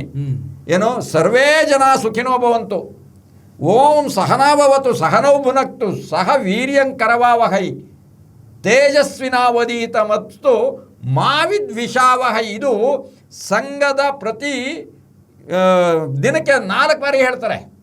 ಊಟ ಮಾಡ್ಬೇಕಾದ್ರೆ 2 ಸರಿ, ಮಧ್ಯಾಹ್ನ ರಾತ್ರಿ, ಮಲಗಬೇಕಾದ್ರೆ ಈ ಓಂ ಸಹನಾಭವತು ಹೇಳ್ತಾರೆ. ಆದ್ರೆ ಹೇಳ್ತಾರೆ ನಾವಿರುವರು ಅಂದ್ರೆ ನಾವೆಲ್ಲರೂ ಅಂತ, ನಾವೆಲ್ಲರೂ ಒಟ್ಟಿಗೆ ಕೂಡೋಣ, ಒಟ್ಟಿಗೆ ಬಾಳೋಣ, ಒಟ್ಟಿಗೆ ಆಡೋಣ, ಒಟ್ಟಿಗೆ ಬೆಳೆಯೋಣ, ನಾವು ಪರಸ್ಪರ ದ್ವೇಷ ಮಾಡದೆ ಇರಲಿ ಅನ್ನುವಂತಹ ಮಂತ್ರವನ್ನ ಜಪಿಸ್ತಾನೆ ಎಲ್ಲರಿಗೆ ದ್ವೇಷದ ಪಾಠವನ್ನ ಬಿತ್ತಿ ಬೆಳೆಸಿ ಇವತ್ತು ಈ ಕೊಳೆಯಾಗಿ ಇವ್ರ ಮೇಲೆ ಬಿದ್ದಾಗ ಈಗ ಅವ್ರು ಹೇಳ್ತಾ ಇದ್ದಾರೆ ಪ್ರೀತಿ ಸ್ನೇಹ ಭ್ರಾತೃತ್ವ ಅಂತ. ಈ ಸಂದರ್ಭದಲ್ಲಿ ಅವರೇ ಹೇಳ್ತಾ ಇದ್ದಿದ್ದನ್ನ ಹಿಂದೆ ನಾನು ಕೇಳಿದ್ದೀನಿ, ಕೇಳಿಸ್ಕೊಂಡಿದ್ದೀನಿ, ನಾನು ಹೇಳಿದ್ದೀನಿ. ಏನು ಅಂದ್ರೆ, ಯಾವ ಒಂದು ಇಂದಿರಾ ಗಾಂಧಿಯವರು ಅವರು ಒಂದು ಅಕಾಲಿ ದಳವನ್ನು ಅವರೇ ಬೆಳೆಸಿದ್ರು, ಭಯೋತ್ಪಾದನೆಯನ್ನು ಅವರೇ ಬೆಳೆಸಿದ್ರು, ಅವರ ಶಕ್ತಿ ಅವರನ್ನೇ ಕೊಲ್ತು ಇವತ್ತು ಪಾಕಿಸ್ತಾನ ಅದೇ ರೀತಿಯಾಗಿದೆ ಅಂತ ಹೇಳ್ತಾ ಬಂದ್ರು. ಹಾಗಿದ್ರೆ ನೀವ್ಯಾವುದನ್ನಪ್ಪ ಬೆಳೆಸಿದ್ದು? ಬಾಯ್ ಬಿಟ್ರೆ CT ರವಿ ಏನು ಮಾತಾಡ್ತಾನೆ, ಬಾಯ್ ಬಿಟ್ರೆ ಪ್ರತಾಪ್ ಸಿಂಹ ಏನು ಮಾತಾಡ್ತಾನೆ, ಬಾಯ್ ಬಿಟ್ರೆ ಅನಂತಕುಮಾರ್ ಹೆಗಡೆ ಏನು ಮಾತಾಡ್ತಾನೆ, ಬಾಯ್ ಬಿಟ್ರೆ ಪಾಟೀಲ್ ಯತ್ನಾಳ್ ಏನು ಮಾತನಾಡ್ತಾನೆ, ಈಶ್ವರಪ್ಪ ಏನು ಮಾತಾಡ್ತಾನೆ. ಇವರೆಲ್ಲರೂ ಮಾತನಾಡೋದು ದ್ವೇಷವನ್ನೇ ಕಕ್ತಾರೆ. ರುಂಡ ಚೆಂಡಾಡ್ತೀವಿ, ಸ್ಮಶಾನ ಯಾತ್ರೆ ಮಾಡ್ತೀವಿ, ಚಟ್ಟ ಕಟ್ತೀವಿ. ಇದನ್ನು ಯಡಿಯೂರಪ್ಪ ಶಾಸಕರಾಗಿ ಮಂತ್ರಿಯಾಗಿದ್ದಾಗ ಹೇಳದಂತ ಮಾತುಗಳು. ಇದನ್ನು ಒಂದು ದಿನ ನೀವು ಖಂಡಿಸ್ತಿಲ್ಲ. ಈ ಹೇಳದಂತ ಯಾವುದೇ ವ್ಯಕ್ತಿಗಳಿದಾರಲ್ಲ, ಇವ್ರು ಹೇಳದಂತಹ ಯಾವುದೇ ವ್ಯಕ್ತಿಯ ವಿಚಾರವನ್ನ ಒಬ್ಬ ಮೋಹನ್ ಭಾಗವತ್ ಹೋಗ್ಲಿ, ಒಬ್ಬ ರಾಜ್ಯದ ಪ್ರಮುಖ ಅದನ್ನ ಖಂಡಿಸ್ಲಿಲ್ಲ. ಮೋದಿ ಮಾತನಾಡಿದಂತಹ ಮೌಲ್ವಿ, ಮಸೀದಿ, ಮಂದಿರ, ಮಾಂಗಲ್ಯ, ಮಟನ್ನು, ಹಿಜಾಬು ಇದರ ವಿರುದ್ಧ ಮಾತನಾಡಿದಾಗ ಮೋಹನ್ ಭಾಗವತ್ ಒಂದು ಶಬ್ದ ಮಾತನಾಡಲಿಲ್ಲ. ಅವತ್ತು ಇವರ ನಾಲಿಗೆ ಸೇದ್ಕೊಂಡಿತ್ತ, ಇವ್ರ ನಾಲಿಗೆ ನರಕಕ್ಕೆ ಹೋಗಿತ್ತ. ಇವರು ಅವತ್ತು ಮಾತನಾಡದ ಇದ್ದಂಥವ್ರು ಇವತ್ತು ಯಾಕೆ ಮಾತನಾಡ್ತಿದ್ದಾರೆ ಅಂದ್ರೆ, ಇದರ ಹಿಂದೆ ಷಡ್ಯಂತರ, ದಿಕ್ಕು ತಪ್ಪಿಸುವಂಥದ್ದು ಇವತ್ತು ದೊಡ್ಡ ಮಟ್ಟದ ಚರ್ಚೆ ಆಗ್ತಾ ಇದೆಯಲ್ಲ. ಈ ಚರ್ಚೆ ಅಂದ್ರೆ ನಮ್ ಮೋದಿ ಫೇಲ್ಯೂರ್, ಬುಡಕ್ ಬರ್ತಾ ಇದೆ, ಮೋದಿ ಆಡಳಿತಕ್ಕೆ ಅಯೋಗ್ಯ, ಅಸಮರ್ಥ. ಈ ಕಾಲಘಟ್ಟದಲ್ಲಿ ಇಡೀ ದೇಶವೇ ಕೇಸರಿಮಯ ಆಗಿದೆ. ಏನು ಭಾರತದ ಭೂಪಟ ಹಾಕಿ ಮ್ಯಾಕ್ಸಿಮಮ್ ಎಲ್ಲ ನಮ್ಮ ಕೈಯಲ್ಲಿದೆ. 22 ರಾಜ್ಯಗಳಲ್ಲಿ ನಮ್ಮ ಕೈಯಲ್ಲಿ ಆಡಳಿತ ಇದೆ. ನಮ್ಮ ಕೈಗೆ ಸ್ವರ್ಗ ಸಿಕ್ಕೇ ಹೋಯ್ತು 3 ಗೇಣು. ಈ ರೀತಿಯಲ್ಲಿದ್ದಂತಹ ಈ ಬಿಜೆಪಿಗೆ ಇವತ್ತು ಬಿಜೆಪಿಯವರೇ ಅವ್ರ ಕಾರ್ ಮೇಲಿದ್ದಂತಹ ಬಿಜೆಪಿ ಧ್ವಜವನ್ನು ಕಿತ್ತು ಎಸೆದು ಅದನ್ನ ಕಾಲಡಿ ಹಾಕಿ ತುಳಿದು, ನಾವು ಇಲ್ಲಿವರೆಗೆ ಓಟ್ ಹಾಕಿದ್ವಿ, ಇನ್ನು ಮುಂದೆ ಓಟ್ ಹಾಕಲ್ಲ ಅಂತೇಳಿ ಕೆಲವರು ಇದೇ ಬೆರಳು ಬಿಜೆಪಿಗೆ ಓಟ್ ಹಾಕಿದ್ದು ಅಂತೇಳಿ ಬೇಟ್ಗೆ ಬೆರಳನ್ನ ಕತ್ತರಿಸ್ಕೊಂಡಿದ್ದು, ಆ ಪೊಲೀಸ್ನವರು ಇದೇ ಬೆರಳಿಗೆ ಲಾಠಿ ಏಟ್ ಹೊಡೆದಿದ್ದು ಅಂತ ಹೇಳಿ ಆ ಬೆರಳನ್ನ ತೋರಿಸ್ಕೊಂಡು ತಮ್ಮ ಆಕ್ರೋಶವನ್ನ, ತಮ್ಮ ನೋವನ್ನ, ನಾವು ನಮ್ಮ ಜೀವನದಲ್ಲಿ ಇನ್ನೆಂದೂ ಕೂಡ ಇಂಥ ತಪ್ಪು ಮಾಡಬಾರದು, ನೀವು ಮಾಡಬೇಡಿ ಅನ್ನುವಂತಹ ವಿಚಾರಧಾರೆಯನ್ನು ಹೊರಗಿನ ಜಗತ್ತಿಗೆ ತಿಳಿಸುವ ಈ ಒಂದು ವ್ಯಾಪಕ ಒಂದು ಸಾಮಾಜಿಕ ಜಾಲತಾಣದಲ್ಲಿ ಹರಿದಾಡಿದ್ರಿಂದ ಮೋಹನ ಭಾಗವತರು ಹೆದರಿದ್ರು. RSS ಬಿಜೆಪಿ ಒಂದೇ ನಾಣ್ಯದ 2 ಮುಖಗಳು. ನಾನು ಅಲ್ಲಿ ಒಳಗಡೆ ಇದ್ದಂಥವನು. ಈ ಕಪಟ ಸನ್ಯಾಸಿಗಳು ಯಾರು ಬಿಜೆಪಿಯವರು ಇದಾರಲ್ಲ, ಅವರು ನಾಲಿಗೆನೇ ಅಲ್ಲ, ಅದು ಅನ್ನ ತಿನ್ನೋ ನಾಲಿಗೆನೇ ಅಲ್ಲ. ಯಾಕೆಂದ್ರೆ ಒಂದ್ ಕಡೆ ಪಾಕಿಸ್ತಾನ ಅಂದ್ರೆ ಬೈತಾರೆ, ಇವತ್ತು ಅವ್ರ ಪ್ರಮುಖರೇ ಪಾಕಿಸ್ತಾನ ಜೈ ಅನ್ನುವಂಥ ಸ್ಥಿತಿಯಲ್ಲಿ ಮೋಹನ್ ಭಾಗವತರು ಮಾತನಾಡಿದಾಗ ಅದ್ರ ಬಗ್ಗೆ ಬಾಯೇ ಬಿಡೋದಿಲ್ಲ. ಅವತ್ತು DK ಶಿವಕುಮಾರ್ಗೆ ಮತ್ತು BK ಹರಿಪ್ರಸಾದ್ ಬಗ್ಗೆ ಮಾತನಾಡಿದ್ರಲ್ಲಪ್ಪ, ಇವತ್ತು ನಮ್ಮ ಸ್ನೇಹ ಹಸ್ತ ಇರಬೇಕು, ಅವರು ಕ್ಷೇತ್ರಗಳಲ್ಲ ಅಂದಂತ ಮೋಹನ್ ಭಾಗವತರಿಗೆ ನಿಮ್ ದಮ್ಮು ತಾಕತ್ತಿದ್ರೆ ಮಾತಾಡಿ. ಈಗ ಯಾವ ಸ್ವಯಂ ಸೇವಕ ಮೋಹನ್ ಭಾಗವತರಿಗೆ ಬೈತಿರೋ ಬೈರಿ. ಈಗ ಅಲ್ಲಿ ನಿಮ್ಮ ಮೈಯ ರಕ್ತ ಶುದ್ಧ ಇದೆಯಾ ಅಥವಾ ಬೆರ್ಕೆ ರತ್ವ ತೋರಿಸಿ. ಪಾಕಿಸ್ತಾನ ಹುಡ್ದವ್ರ ಅಲ್ವಾ ಅಂತ ನಿರೂಪಿಸಿ. ಹಂದಿ ಗುಟ್ಟವ್ರ, ಪಾಕಿಸ್ತಾನದ ಗುಟ್ಟವ್ರ, ಸಾಬರ್ ಗುಟ್ಟವ್ರ, ಮುಲ್ಲಾ ಗುಟ್ಟವ್ರ, ಯಾರಿಗೆ ಅಂತ ನನ್ನ ಕೇಳ್ತಾ ಇದ್ರಲ್ಲ, ಈಗ ಪದೇ ಪ್ರಶ್ನೆ ಮಾಡ್ತಿದ್ರಲ್ಲ. ಈ ಪ್ರಶ್ನೆ ಮೋಹನ್ ಭಾಗವತ್ ಕೇಳಿ, ನಿಮ್ಮ ಶುದ್ಧ ರಕ್ತ ತೋರಿಸಿ. ಮೋಹನ್ ಭಾಗವತ್ ಅವರ ಸ್ಟೇಟ್ಮೆಂಟಿಗೆ ಇದು ಸರಿ ಇಲ್ಲ ಅಂತ ಹೇಳ್ಬಿಟ್ಟು RSSನ ಕಾರ್ಯಕರ್ತರು, ಪ್ರಮುಖರು, ಮಾತಾಡಿ. ಈಗ ರವಿ, ಈಶ್ವರಪ್ಪ, ಈ ಸಿಂಹ, ಕರಡಿ, ಹುಲಿ, ನಾಯಿ, ನರಿ, ನೀವುಗಳು ಏನಾದರೂ ಈಗ ಮೋಹನ್ ಭಾಗವತ್ ಅವರ ಸ್ಟೇಟ್ಮೆಂಟು ಸರಿ ಇಲ್ಲ ಅಂತ ಹೇಳದೇ ಇದ್ದರೆ ನೀವು ಪಾಕಿಸ್ತಾನಕ್ಕೆ ಹುಡ್ದೋರು ಅಂತ ಹೇಳ್ಬಿಟ್ಟು ನಾವು ಡಿಕ್ಲೇರ್ ಮಾಡ್ತೀವಿ. ಯಾಕಂದರೆ ನಿಮ್ಮದು ಕೇವಲ ಆರೋಪಗಳು, ಆದರೆ ನೀವು ಮಾಡ್ತಾ ಇರೋದು ಸಾಕ್ಷ್ಯಗಳು. ಆ ಸಾಕ್ಷ್ಯಗಳು ಇವತ್ತು ಕಣ್ಮುಂದೆ ಬೀಳ್ತಾ ಇದೆ. ಈಗ ಮೋಹನ್ ಭಾಗವತ್ ಈ ದೇಶದಲ್ಲಿ ನಡೀತಿರುವಂಥ ಸಾಮಾಜಿಕ ಚಳವಳಿ, ವಿದ್ಯಾರ್ಥಿ ಚಳವಳಿಗೆ ಭಯ ಬಿದ್ದಿರೋದು ಅತ್ಯಂತ ಸ್ಪಷ್ಟವಾಗಿದೆ. ಹಾಗಾಗಿನೇ ಭಯ ಬಿದ್ದು ನಾಳೆ ನಮ್ಮ ಬುಡಕ್ಕೆ ಬಂದು ಬುಡ ಸಮೇತ ನಿರ್ನಾಮ ಆಗೋದಕ್ಕಿಂತ ಮುಂಚಿತವಾಗಿಯೇ ನಾವು ಎಚ್ಚೆತ್ಕೊಳ್ಳೋಣ ಅಂಥೇಳಿ ಭೂತದ ಬಾಯಲ್ಲಿ ಭಗವದ್ಗೀತೆ, ಭೂತದ ಬಾಯಲ್ಲಿ ಕುರಾನೇ ತಗೊಳ್ಳಿ, ಬೈಬಲೇ ತಗೊಳ್ಳಿ, ಒಂದು ಗ್ರಂಥನ ಉಲ್ಲೇಖ ಮಾಡಿ ಮಾತಾಡಿ ಅಂತ ಹಾಕ್ಬಿಡ್ಬಿಡಿ. ಭೂತದ ಬಾಯಲ್ಲಿ ಕುರಾನ್, ಭಗವದ್ಗೀತೆ ಏನು ಬೇಕಾದ್ರೆ ತಗೊಳ್ರಪ್ಪ. ಮೋಹನ್ ಭಾಗವತ್ ಭಯ ಬಿದ್ದಿದ್ದು ನನಗೆ ಈಗ ಕಾಣಿಸ್ತಾ ಇರೋದು. ನಮ್ಗೆ ಗೊತ್ತಿತ್ತು ಅವ್ರು ಭಯ ಬೀಳ್ತಾರೆ ಅಂತ ಈ ಮೂಮೆಂಟಿಗೆ. ಯಾಕಂದರೆ ಪ್ರಧಾನಿ ನರೇಂದ್ರ ಮೋದಿಯವರೇ ಒಂದು ವಾರದಲ್ಲಿ 4 ಫೇಸ್ಬುಕ್ ಲೈವ್ ಬಂದು ವಿಡಿಯೋ ಮಾಡುವಂಥ ಪರಿಸ್ಥಿತಿಗೆ ಇವತ್ತಿನ ಜೆನ್ಜಿ ತಂತು. ಅರ್ಥ ಆಯ್ತಾ ನಿಮಗೆ? ಅಲ್ಲಿಗೆ ಆ ಒಂದು ವ್ಯವಸ್ಥೆಯೇ ಭಯ ಬಿದ್ದಿದೆ ಅನ್ನೋದು ಆಲ್ಮೋಸ್ಟ್ ಖಾತ್ರಿಯಾಗಿದೆ. ಆಮೇಲೆ ನರೇಂದ್ರ ಮೋದಿಯವರನ್ನು, BJPಯನ್ನು, ಆ ಕೋಮುವಾದದ ತತ್ವವನ್ನು, ಆ ಹಿಂದುತ್ವವನ್ನು, ದೇಶದ ಒಕ್ಕೂಟ ವ್ಯವಸ್ಥೆಯನ್ನು ಒಡೆಯುವಂಥ ಆ ಷಡ್ಯಂತ್ರವನ್ನು ಬೆಂಬಲಿಸಿದ್ದೇ ಯೂತ್ಸ್ಗಳು. ಯಂಗ್ ಜನ್ರೇಷನ್ ಭಾಳ ದೊಡ್ಡ ಪ್ರಮಾಣದಲ್ಲಿ ಇವರನ್ನು ಬೆಂಬಲಿಸ್ಕೊಂಡು ಬಂತು. ಇವತ್ತು ಅದೇ ಯಂಗ್ ಜನ್ರೇಷನ್ ಹನುಮೇಗೌಡರು ಹೇಳಿದಾಗೆ ಯಾವ ಬೆರಳಿನಲ್ಲಿ ಓಟ್ ಹಾಕಿದ್ನೋ ಆ ಬೆರಳನ್ನೇ ಮುರಿದಾಕ್ಬಿಟ್ರಲ್ಲೋ ಲೋಫರ್ಗಳ ಅಂತ ಬೈಯುವಷ್ಟರ ಮಟ್ಟಿಗೆ ಇವತ್ತು ಯೂತ್ಸು ತಿರುಗಿ ಬಿದ್ದಿದ್ದಾರೆ. ಮೊನ್ನೆ ಅಷ್ಟೇ ದೆಹಲಿ ಮೂಲದ ಒಂದು ತುಂಬ ನಂಬಲರ್ಹವಾದಂಥ ಒಂದು ಎಲೆಕ್ಷನ್ ಕ್ಯಾಂಪೇನು ಸರ್ವೆ ಮಾಡುವಂಥ ಒಂದು ಏನಂತಾರೆ ಪೋಲ್ ಟ್ರ್ಯಾಕರ್ ಅಂತೇಳಿ, ಆ ಪೋಲ್ ಟ್ರ್ಯಾಕರಲ್ಲಿ ಅವರು ನೋಡಿದ್ರು, ಎಲ್ಲ ಅಬ್ಸರ್ವ್ ಮಾಡಿದ್ರು. ಎಲ್ಲಿ ನೋಡಿದ್ರು ಚಳವಳಿ, ವಿದ್ಯಾರ್ಥಿಗಳು ಸಿಕ್ಕಾಪಟ್ಟೆ ಅಗ್ರೆಸಿವ್ ಆಗಿಬಿಟ್ಟಿದ್ದಾರೆ, ಏನು ತಿರುಗಿ ಬೀಳ್ತಾ ಇದ್ದಾರೆ. ಹಾಗಾದರೆ 2026ರ ಮೂಡ್ ಆಫ್ ಇಂಡಿಯಾ ಹೇಗಿದೆ ಒಂದು ಸರ್ವೆ ಮಾಡೋಣ ಅಂತ ಸರ್ವೆ ಮಾಡಿದ್ರು. ಸುಮಾರು 4,50,000 ಚಿಲ್ಲರೆ ವಿದ್ಯಾರ್ಥಿಗಳನ್ನು, ಯೂತ್ಸ್ಗಳನ್ನು ಮಾತಾಡಿಸಿದ್ರು. ಈಗ ಎಲೆಕ್ಷನ್ ಆದರೆ ನಿಮ್ಮ ಬೆಂಬಲ ಯಾರಿಗೆ ಅಂತ. ಇಂಡಿಯಾ ಒಕ್ಕೂಟ ಕಾಂಗ್ರೆಸ್ ನೇತೃತ್ವದ್ದು 280+ ಸೀಟ್ ಬರುತ್ತೆ ಅಂತ ಹೇಳ್ಬಿಟ್ಟು ರಿಪೋರ್ಟ್ ಬಂತು. ಈಗ ಎಲೆಕ್ಷನ್ ಆದರೆ 240ಕ್ಕೆ NDA ಕುಸ್ತೋಗುತ್ತೆ ಅಂತ. ಆಮೇಲೆ ಯಾರು ಪ್ರಧಾನಿ ಆಗ್ಬೇಕು ಅಂತ ರಾಹುಲ್ ಗಾಂಧಿ ಆಗ್ಲಿ ಅಂತ 58, ಮೋದಿ ಪರ 42. ಅಲ್ಲ, ಬರೀ ಆಶ್ಚರ್ಯ ಅಂದ್ರೆ ಹಾ.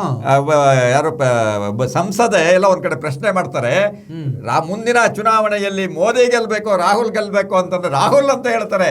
ಅವರಿಗೆ ಅಪಮಾನ ಆದಾಗೆ ಅದನ್ನ ನಮ್ಗೆ ಹೇಳ್ತಾರೆ. ನಾವಿಲ್ಲಿ ರಾಹುಲ್ ಕಾಂಗ್ರೆಸ್ ಅದರ ಬೆಂಬಲಿಗರು ಅದರ ಸಮರ್ಥಕರೇನಲ್ಲ. ಅಲ್ಲ, ನಾವೇನಲ್ಲ. ನಮಗೆ ದೇಶದ ಒಕ್ಕೂಟ ವ್ಯವಸ್ಥೆಯನ್ನು ಉಳಿಸ್ಕೊಂಡು ಹೋಗೋರು ಬೇಕು. ನಾಳೆ ರಾಹುಲ್ ಏನಾದರೂ ಮೋದಿ ಸ್ಥಾನದಲ್ಲಿ ನಿಂತು ಇದೇ ಥರದ ದುರಾಡಳಿತ ಮಾಡಿದ್ರೆ ಅವ್ರಿಗೂ ಧಿಕ್ಕಾರ ಹೇಳೋರೆ, ಮುಲಾಜೆ ಇಲ್ಲ, ಅದು ಜಾಸ್ತಿ ಇರುತ್ತೆ. ಯಾಕಂದ್ರೆ ಇವ್ರ ತತ್ವ ಕೋಮುವಾದ, ಆದ್ರೆ ಇವ್ರು ಜಾತ್ಯತೀತ ಅನ್ಕೊಂಡು ಬೇರೆ ಸಂವಿಧಾನ ರಕ್ಷಣೆ, ಪ್ರಜಾಪ್ರಭುತ್ವ ಮತ್ತೆ ಬುಕ್ ಇಟ್ಕೊಂಡೆ ಹೇಳ್ತಾರೆ. ಸಂವಿಧಾನ ಬುಕ್ ಇಟ್ಕೊಂಡ್ ಬರೋರು ನೀವೇನೋ ಉಲ್ಟಾ ಪಲ್ಟಾ ಹೊಡೆದ್ರೆ ನಾವು ಪ್ರಾಣ ಕೊಟ್ಟಾದ್ರೂ ನಿಮ್ಮ ವಿರುದ್ಧ ಭಾಳ ದೊಡ್ಡ ಮಟ್ಟದ ಹೋರಾಟವನ್ನು ಮಾಡ್ತೀವಿ. ಅದೇನು ಬೇಕಾದ್ರೆ ಇರಲಿ.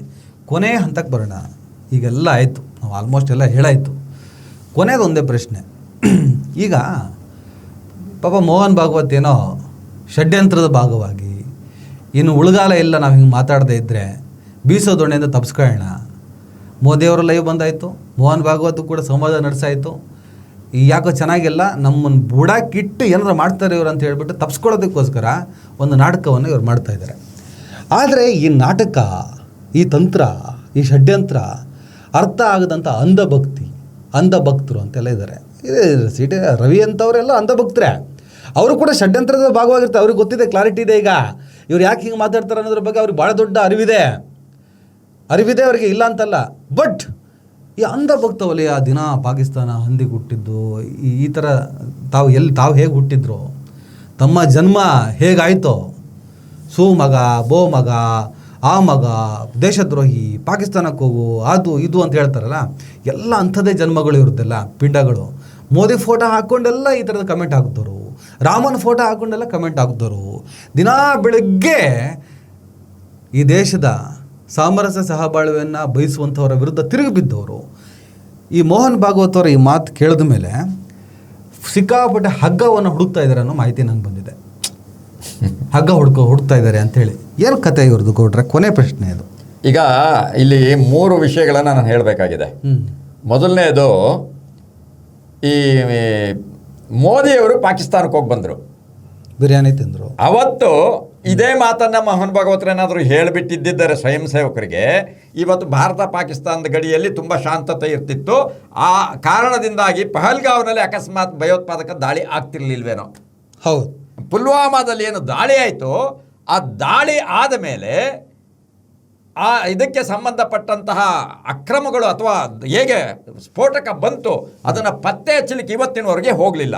ಅಂದರೆ ಪತ್ತೆ ಹಚ್ಚುವಂಥ ಕೆಲಸ ಇದಾಗಲಿ ಅಥವಾ ಪಹಲ್ಗಾವ್ದಾಗಲಿ ಎರಡೂ ಕೂಡ ಮುಂದುವರಿಲೇ ಇಲ್ಲ. ಆದರೆ ಏನು ದೆಹಲಿಯಲ್ಲಿ ಮಂತರ್ನಲ್ಲಿ ಆದಂತಹ ವಿದ್ಯಾರ್ಥಿಗಳ ಮೇಲೆ ಆದಂತಹ ಏನು ಇದಲ್ಲ, ಅದರಲ್ಲಿ ಯಾರ್ಯಾರು ಪೊಲೀಸ್ನವ್ರಿಗೆ ಕಲ್ಲೊಡೆದ್ರು ಅಂತೇಳಿ 2800 ಜನ ಹುಡುಕಿದ್ದಾರೆ. ಇದಕ್ಕೆ ವಿಶೇಷ ತನಿಖೆ ಮಾಡಿ ಹುಡುಕಿದ್ದಾರೆ. ಹಾಗಿದ್ದರೆ ಆ ಎರಡನ್ನು ಯಾಕೆ ತನಿಖೆ ಇನ್ನೂ ಇಷ್ಟು ವರ್ಷ ಆದರೂ ಮಾಡಲಿಲ್ಲ?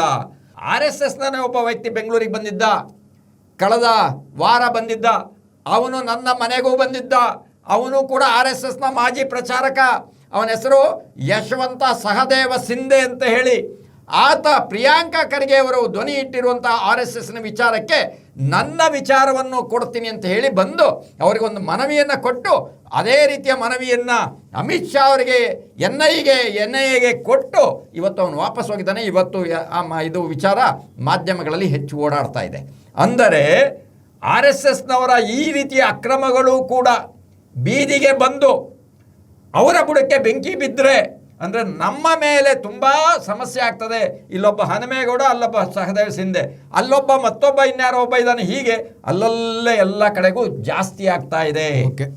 ಇದು ಅವರಿಗೆ ಹೆದರಿಕೆ ಬಂದು, ಆ ಹೆದರಿಕೆಯಿಂದ ಅಟ್ಲೀಸ್ಟು ಇದನ್ನು ದಿಕ್ಕು ತಪ್ಪಿಸಲಿಕ್ಕೆ, ಈ ಯುವಕರನ್ನು ತಮ್ಮ ಹತ್ರ ಆಕರ್ಷಣೆ ಮಾಡಿಕೊಳ್ಳಲಿಕ್ಕೆ ಮುಂದಿನ ಚುನಾವಣೆವರೆಗೂ ಒಂದು ಏನೋ ಬೀಸುವ ದೊಣ್ಣೆಗೆ ತಪ್ಪಿಸ್ಕೊಂಡ್ರೆ 100 ವರ್ಷ ಆಯಿಸು ಅಂತ ಹೇಳ್ತಾರಲ್ಲ, ಆ ಹಿನ್ನೆಲೆಯಲ್ಲಿ ಇವರು ತೇಪೆ ಹಚ್ಚುವ ಕೆಲಸಕ್ಕೆ ಮೋಹನ್ ಭಾಗವತರು ಈ ಮಾತನ್ನು ಹೇಳಿದ್ದಾರೆ ವಿನಃ ಈ ದೇಶದ ಭದ್ರತೆಗಾಗಲಿ, ಈ ದೇಶದ ಆಡಳಿತ ವ್ಯವಸ್ಥೆಯನ್ನು ಉತ್ತಮಪಡಿಸೋದಕ್ಕಾಗಲಿ ಅಥವಾ ಈ ದೇಶದ ಜನತೆ ಅಂದರೆ ನಾಗರಿಕರ ಹಿತಕ್ಕಾಗಿ ಈ ರೀತಿಯ ಒಂದೇ ಒಂದು ಸ್ಟೇಟ್ಮೆಂಟನ್ನು ಇಲ್ಲಿವರೆಗೆ ಕೊಟ್ಟಿಲ್ಲ.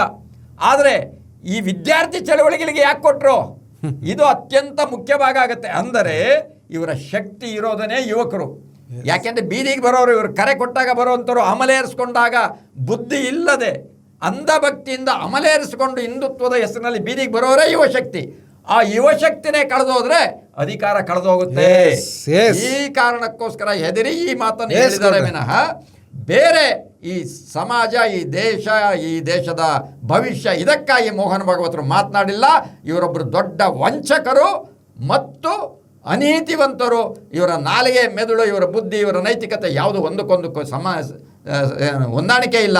ಅದಕ್ಕೆ ನಾನು ಹೇಳ್ತಾ ಇರ್ತೀನಿ, ದೇಶಕ್ಕೆ ಮೋಸ ವಂಚನೆ ಮಾಡುತ್ತಾ ದೇಶದ್ರೋಹಿಗಳಂತಿರುವಂತಹ ಒಂದು ರೀತಿಯ RSS ಅನ್ನೋದನ್ನ ಈ ಸಂದರ್ಭದಲ್ಲಿ ನಾನು ಹೇಳಲಿಕ್ಕೆ. ಓಕೆ, ಇಷ್ಟೊತ್ತು ಕಾರ್ಯಕ್ರಮಕ್ಕೆ ಬಂದಿದ್ದಲ್ಲ, ಯಾವಾಗಲೂ ಬರ್ತಾ ಇರ್ತೀರಿ. ನಿಮಗೆ ಧನ್ಯವಾದಗಳು ಗೌಡ್ರೆ. ಬೇರೆ ಏನೋ ಮಾತಾಡೋದಿಲ್ಲ. ಈ ವಿಚಾರಕ್ಕೆ ಸಂಬಂಧಪಟ್ಟಾಗೆ ಆಲ್ಮೋಸ್ಟ್ ನಾವು ಚರ್ಚೆ ಮಾಡಿದ್ವಿ. ತುಂಬ ಆಳವಾಗಿ ಕೈಯಾಗಿ ತೆಗೆದ್ರೆ ಕಡಿಮೆ ಅಂದರೆ 4ರಿಂದ 5 ತಾಸು ಮಾತಾಡಬೇಕಾಗುತ್ತೆ. ಇರೋ 30 ನಿಮಿಷ ಅವಧಿಯಲ್ಲಿ ಸ್ಫುಟವಾಗಿ ನಿಮಗೆ ಕಾಮನ್ ಸೆನ್ಸ್ ಇದ್ದರೆ ಎಷ್ಟು ಅರ್ಥ ಆಗುತ್ತೆ ಈ ಡಿಬೇಟನ್ನು ಅಷ್ಟು ಅರ್ಥ ಮಾಡ್ಕೊಳ್ಳಿ. ಕಾಮನ್ ಸೆನ್ಸ್ ಅಂತ ಇದ್ದರೆ ನೀವು ನಿಮ್ಮ ತಟ್ಟೆಯಲ್ಲಿ ಬಡಿಸಿರೋದು ಅನ್ನನ ಇಲ್ಲ ಅಮೇದ್ಯನ, ಅದರ ಬಗ್ಗೆ ನಿಮಗೆ ಕ್ಲಾರಿಟಿ ಬೇಕಾಗ್ತದೆ. ನಾವೇನು ಹೇಳಬೇಕಾಗಿಲ್ಲ. ಮಾಧ್ಯಂತರ ಪಾಕಿಸ್ತಾನ, ದೇಶದ್ರೋಹಿ, ಕಾಂಗ್ರೆಸ್ಸು, ಕಮ್ಯುನಿಸ್ಟು ಇವೆಲ್ಲ ಹೇಳಿ ಬೈದು ಹೋಗೋದು ನಿಮ್ಮ ದಿನನಿತ್ಯದ ನಿಮ್ಮ ದಿನಚರಿಗಳು. ಆದರೆ ನಮ್ಗೆ ಅದು ಯಾವುದೂ ಕೂಡ ತಾಗಲ್ಲ. ನಮ್ಮ ಕೆಲಸವನ್ನು ನಾವು ನಿರಂತರ ಮಾಡ್ತಾನಿದ್ದೀವಿ. ನಾವು ದೇಶದ ಸಾಮರಸ್ಯ, ಸಹಬಾಳ್ವೆ, ಸಂವಿಧಾನವನ್ನು ಉಳಿಸೋ ಕೆಲಸ ಮಾಡ್ತಿದ್ದೀವಿ. ಆದರೂ ಸತ್ಯವನ್ನೇ ಹೇಳೋ ಕೆಲಸ ಮಾಡ್ತಿದ್ವಿ. ಆದರೆ ಒಂದು ಮಾತು ನಿಮಗೆ ಹೇಳೋದು, ನಿಮ್ಮ ತಟ್ಟೆಯಲ್ಲಿ ಅನ್ನ ಇದೆಯಾ ಅಮೇಧ್ಯ ಇದೆಯೋ? ಅಮೇಧ್ಯ ಅಂದರೆ ಏನು ಅನ್ನೋದನ್ನು ಸ್ವಲ್ಪ ಗೂಗಲ್ ಮಾಡಿ ನೋಡಿ. ಅಷ್ಟು ನಾಲೆಡ್ಜ್ ಇರಲ್ಲ ನಿಮಗೆ, ಅದಕ್ಕೆ ಅಂಧಭಕ್ತರು ಅನ್ನೋದು. ನಿಮ್ಮ ಮೆದುಳು ಕೆಲಸ ಏನೋ ಅಲ್ಪ ಸ್ವಲ್ಪ ಮಾಡ್ತಾಯಿದ್ರೆ ಸ್ವಲ್ಪ ಯೋಚನೆ ಮಾಡಿ. ಇವರ ಸ್ಟೇಟ್ಮೆಂಟ್ ಮೊನ್ನೆ ಹೇಗಿತ್ತು, ನಿನ್ನೆ ಹೇಗಿದೆ, ಇವತ್ತು ಹೇಗಿದೆ, ನಾಳೆ ಹೇಗಿರುತ್ತೆ, ಜಸ್ಟ್ ನಿಮ್ಮ ಕಣ್ಣಲ್ಲಿ ಹಾಗೆ ಸ್ಕ್ಯಾನ್ ಮಾಡಿ, ಹಾಗೆ ಒಂದು ಸಣ್ಣ ಸ್ಟಡಿ ಮಾಡಿ. ನಾವು ಹೇಳಿದ್ರೆ ನೀವು ನಂಬಲೇಬೇಡ್ರಿ, ಒಳ್ಳೆ ಕತೆ ಐತ್ರಿ, ನಮ್ಮ ಮಾತು ನೀವು ಯಾಕೆ ನಂಬಬೇಕು? ಆದರೆ ನಿಮ್ಮ ಒಳಗಡೆ ಒಂದಿಷ್ಟು ಕಾಮನ್ ಸೆನ್ಸ್ ಇದ್ದರೆ ನೀವು ಥಿಂಕ್ ಮಾಡಿ, ಆತ್ಮಾವಲೋಕನ ಮಾಡ್ಕೊಳ್ಳಿ. ಸಿಂಹಾವಲೋಕನ ನೀತಿ ಈ ದೇಶಕ್ಕೆ ಮಾರಕ, ದೇಶದ ಭವಿಷ್ಯಕ್ಕೆ ಮಾರಕ. ಈ ನೀತಿಯನ್ನು ಪ್ರತಿಪಾದಿಸುತ್ತಿರುವವರು ಇವತ್ತು ಒಗ್ಗೂಡಿಸುವ, ಅದು ಪಾಕಿಸ್ತಾನವನ್ನು ನೋಟ್ ಮಾಡ್ಕೊಳ್ಳೋಣ, ಅಯ್ಯೋ ಶಾಶ್ವತ ದ್ವೇಷ ಬೇಡ ಅನ್ನುವಂಥ ಸ್ಟೇಟ್ಮೆಂಟಿಗೆ ಪಾಕಿಸ್ತಾನ ಹುಡ್ದವ್ರು ಯಾರು ಅನ್ನುವಂಥ ಕ್ಲಾರಿಟಿ ನೀವು ಬನ್ನಿ ಅಂತ ಹೇಳ್ತಾ ಇವತ್ತಿನ ಈ ಡಿಬೇಟನ್ನು ಮುಗಿಸ್ತೀವಿ. ನಮಸ್ಕಾರ. ಅರ್ಥ ಮಾಡಿಕೊಂಡವರು ಅರ್ಥ ಮಾಡ್ಕೊತಾರೆ, ಯಾರಿಗಿದು ಅರ್ಥ ಆಗಲ್ವೋ ನಿಮ್ಮ ಆತ್ಮಕ್ಕೆ ಶಾಂತಿ ಸಿಗಲಿ. ನಮಸ್ಕಾರ.